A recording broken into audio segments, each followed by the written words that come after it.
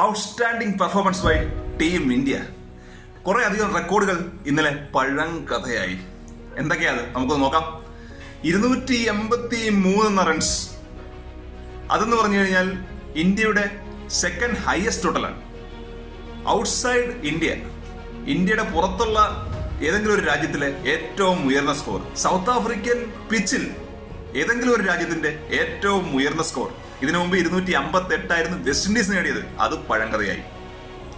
ഒരു കലണ്ടർ ഇയറിൽ ഏറ്റവും കൂടുതൽ സെഞ്ചുറി നേടിയ വ്യക്തി സഞ്ജു വി സാംസൺ, അതിലേക്ക് പിന്നെ വരാം.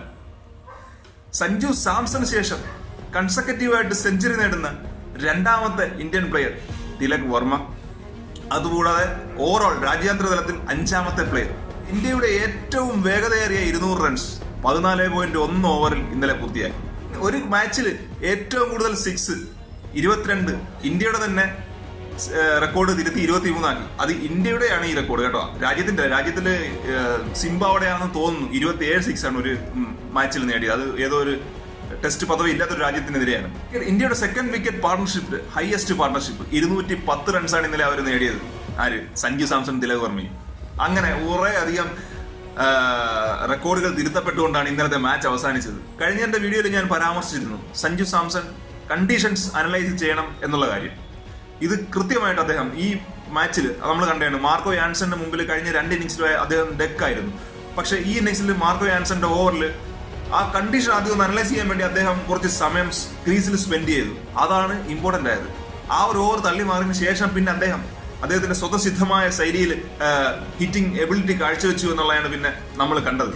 തലങ്ങും വിലങ്ങും ഹിറ്റ് സിക്സറുകൾ മാത്രം. ഒരു സഞ്ജു സ്വാഗ് ആയിരുന്നു ഇന്നലെ. എന്താ പറയണ്ടേ, അവിടെ എടാ ചേട്ടാ അടിച്ച് കയറി വാ എന്ന് പറഞ്ഞുള്ള പ്ലഗ് കാർഡുകൾ ആ ഗ്രൗണ്ടിൽ കാണുമ്പോൾ ഏതൊരു സ്ഥലത്തും കേരളക്കാരനുണ്ടാവും എന്നുള്ളൊരു തെളിവാണ്. അടുത്ത എങ്ങനെയാണ് ഒരു ക്രിക്കറ്റിനെ T20 ക്രിക്കറ്റ് അപ്രോച്ച് ചെയ്യേണ്ടതിന് ഇന്ത്യ എക്സാമ്പിൾ സെറ്റ് ചെയ്ത് വെക്കുകയാണ്. ഒരു ബെഞ്ച് മാർക്ക് സെറ്റ് ചെയ്യുകയാണ് ഇന്ത്യ ചെയ്യുന്നത് മറ്റുള്ള രാജ്യങ്ങൾക്ക് മുമ്പിൽ. അവരിപ്പോ നോക്കിക്കാണുകയായിരിക്കും എങ്ങനെയാണ് T20 അപ്രോച്ച് ചെയ്യേണ്ടത്. ഇതാണ് T20 എന്ന് പറഞ്ഞു കഴിഞ്ഞാൽ പവർ ഹൗസ്. എങ്ങനെ പോയാലും 20 ഓവർ ഗെയിമാണുള്ളത്. ആ ഗെയിമിൽ ആങ്കർ റോൾ കളിക്കേണ്ട യാതൊരു കാര്യമില്ല. പണ്ട് കളിച്ചിരുന്നു കെയ്ൻ വില്യംസൺ, വിരാട് കോഹ്ലി, ഇവരൊക്കെ ആങ്കർ റോൾ കളിച്ച ഇതായിരുന്നു. പക്ഷെ അതിന്റെ ഒന്നും ആവശ്യമില്ല എന്ന് ഇന്ത്യ തെളിയിച്ച് ഊന്നി പറയുകയാണ്. അപ്പോൾ അത് രാജ്യം ഇങ്ങനെ മറ്റുള്ള രാജ്യങ്ങൾ ഇപ്പോൾ വളരെ ഭയത്തോടെയാണ് ഇത് നോക്കി കാണുന്നത്.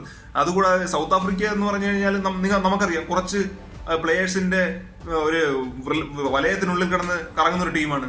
ഹെൻറി ക്ലാസൻ, ഡേവിഡ് മില്ലർ, അങ്ങനെയുള്ളവരുടെയൊക്കെ. പക്ഷെ അവർക്ക് ആർക്കും ഒന്നും ചെയ്യാൻ പറ്റിയില്ല. അതുകൊണ്ട് സൗത്ത് ആഫ്രിക്ക ഈ മത്സരത്തിൽ തിരിച്ചു വരാനും പറ്റിയില്ല. തിലക് വർമ്മ സൂര്യകുമാർ യാദവിനോട് ചോദിച്ചു വാങ്ങിയതാണ് ഈ പൊസിഷൻ. ആ പൊസിഷനിൽ അദ്ദേഹം ആപ്റ്റായിട്ട് എക്സാക്ട് അദ്ദേഹം അവിടെ ആ ഒരു പൊസിഷനിൽ വന്നിട്ട് ഷൈൻ ചെയ്തെന്ന് വേണേൽ പറയാം.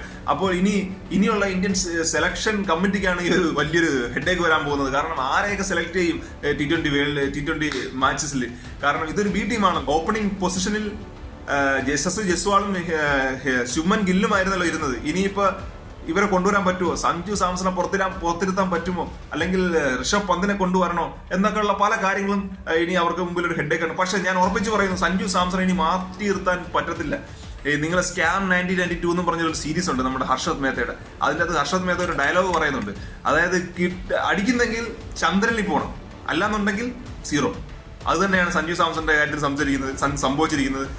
3 സെഞ്ചുറികൾ കളിച്ച കളിയിൽ 3 സെഞ്ചുറികൾ, അല്ലാത്തപ്പോൾ 0. പക്ഷെ ഇറ്റ്സ് ആൻ ഇമ്പാക്ട്ഫുൾ ഇന്നിംഗ്സ്. അതിനുശേഷം ഇന്ത്യയുടെ bowling. India absolutely dominate in the power place. അത്ര മാത്രം എനിക്ക് പറയാനുള്ളത്. ഹാർദിക് പാണ്ഡ്യ ആൻഡ് അർഷദീപ് സിംഗ് 2 പേരും വന്ന സ്വിംഗ് ബൗളിംഗ് കൊണ്ട് ബാറ്റ്സ്മാൻമാരെ വരിഞ്ഞു മുറുക്കുന്ന കാഴ്ചയാണ് പിന്നെ കണ്ടത്. ഹെൻറി ക്ലാസിന്റെ ഒരു വിക്കറ്റ് ഉണ്ട് സുഹൃത്തുക്കളൊന്ന് കണ്ടു നോക്കണം. അർഷദീപ് സിംഗിന്റെ പ്രോപ്പർ ഇൻസ്വിംഗർ ലൈനിൽ വന്ന് വീണ് ഇൻസ്വിംഗ് ചെയ്തിട്ട് അദ്ദേഹത്തിന്റെ LBW കുടുക്കിയ ഒരു വിക്കറ്റ്. വാ, Henry Klaasen, he is a big hitter in the world T20 cricket. അദ്ദേഹത്തിന് യാതൊരു ആൻസറും ഇല്ലാത്തൊരു ബോൾ. വാ, സമ്മതിക്കാതിരിക്കാൻ പറ്റത്തില്ല. അങ്ങനെ അവസാനം overall after all India win by a huge margin of 151 runs. ഒരുപാട് സന്തോഷം. I am very happy as a big fan of Indian cricket. Thank U.